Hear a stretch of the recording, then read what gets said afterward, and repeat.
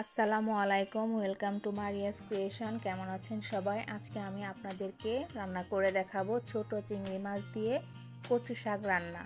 কচু শাক অনেক পুষ্টিকর একটি খাবার। এটি ডাক্তাররাও খেতে বলে বারবার, কারণ কচু শাক খেলে রক্ত পরিষ্কার হয় এবং কচু শাকে রয়েছে প্রচুর পরিমাণ ভিটামিন এ। চলুন তাহলে আমরা রেসিপিতে চলে যাই। প্রথমে আমি একটি কড়াইয়ে সামান্য পরিমাণ তেল দিয়ে নেব।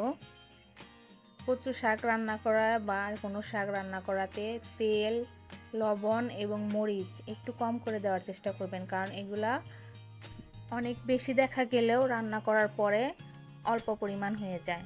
আমি এখানে প্রথমে পেঁয়াজ কুচি এবং কাঁচামরিচ কুচি দিয়ে নেব। এগুলোকে একটু লাল লাল করে ভেজে নেব। কচু কাটার পর অনেকেরই হাত চুলকায়। যাদের হাত চুলকায় তারা কচুটা কেটে নেওয়ার পর সাবান দিয়ে হাত ধুয়ে নেবেন এবং তারপর সামান্য পরিমাণ সরিষার তেল হাতে মেখে একটু আগুনের তাপে হাতটা সেঁকে নেবেন, দেখবেন চুলকানি চলে গেছে। এখন আমার পেঁয়াজটা ভাজা হয়ে গেলে এখানে আমি হাফ চামচের একটু কম রসুন বাটা দিয়ে দিব আর রসুনটা একটু তেলে ভেজে নেব। সব কিছু আমার ভাজা হয়ে গেলে এখানে আমি সামান্য পরিমাণ একটু পানি দিয়ে দিব। আর পানি দিয়ে দেওয়ার পরে আমি চিংড়ি মাছ দিয়ে দিব। এখানে আমি দেশি ছোট যে চিংড়ি মাছগুলো ওগুলো ব্যবহার করেছি। আপনারা এখানে অন্য কোনো মাছও দিতে পারেন বা ইলিশ মাছ দিয়েও রান্না করতে পারেন।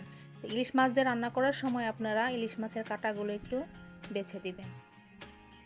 এখানে আমি লবণ, ধনিয়া গুঁড়া, হলুদ আর শুকনো মরিচের গুঁড়া নিয়েছি। হলুদ নিয়েছি হাফ চামচ, আর লবণ, ধনিয়া গুঁড়া আর শুকনো মরিচের গুঁড়া হাফ চামচের একটু কম করে নিয়েছি।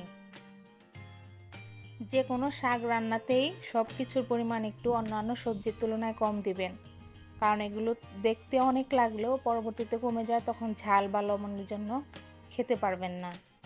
এখন সব কিছু আমি একটু নেড়ে চেড়ে নেব। যখন মশলাগুলো কষানো হয়ে তেল উঠে আসবে তখন আমি আগে থেকে ধুয়ে রাখা কচুগুলো দিয়ে দেব। এগুলো আমি আমার ছাদের মধ্যে একটা বলের মধ্যে লাগিয়েছিলাম কচু। আপনারাও চাইলে বারান্দা বা ছাদে কচু লাগিয়ে খেতে পারেন, কারণ বাজারেরগুলো খেতে বেশি ভালো লাগে না। কোথা থেকে কেটে আনছে, মানে তৃপ্তি আসে না। আপনারাও ইচ্ছা করলে ছাদে বা বারান্দাতে কচু লাগিয়ে খেতে পারেন, সমস্যা নেই। এটা আরও বেশি ভালো। আমি কচুর ডাঁটা এবং পাতা সব কিছু একসাথে করেই নিয়েছি এবং একটু মিশিয়ে নিয়ে ঢাকনা দিয়ে ঢেকে রান্না করার চেষ্টা করব। দেখুন হালকা একটু একটু পানি উঠে এসেছে। এই কচু রান্নাতে আর কোনো এক্সট্রা পানি দেওয়ার দরকার নেই। যতটুকু পানি আছে এইটুকু পানি আস্তে আস্তে করে রান্না করে নেবেন। পানি শুকিয়ে আসলে তারপর লাল লাল করে ভেজে নেবেন। অনেকে আছে কচু শাক খেলে তাদের গলা চুলকায়। আমার এই কচুতে গলা চুলকাবে না, কিন্তু আপনাদের জন্য আমি দেখিয়ে দিলাম। এখানে আমি সামান্য একটা ছোট টুকরা লেবু কেটে নিয়েছি এবং লেবুর রসটা কচুর মধ্যে দিয়ে দিয়েছি। আর কচু শাকগুলো এখন ভালোভাবে লেবুর রসের সাথে মিশিয়ে নেব এবং লাল লাল করে ভেজে নেব। লেবুর রস বা তেঁতুলের টক সামান্য পরিমাণ দিয়ে দিলে আর গলা চুলকাবে না। দেখুন আমার লাল লাল করে ভেজে নেওয়া হয়ে গেছে। আমার কচু শাকটা দেখতে কতটা সুন্দর হয়েছে। আপনারাও এভাবে রান্না করে খাবেন, ইনশাল্লাহ ভালো লাগবে।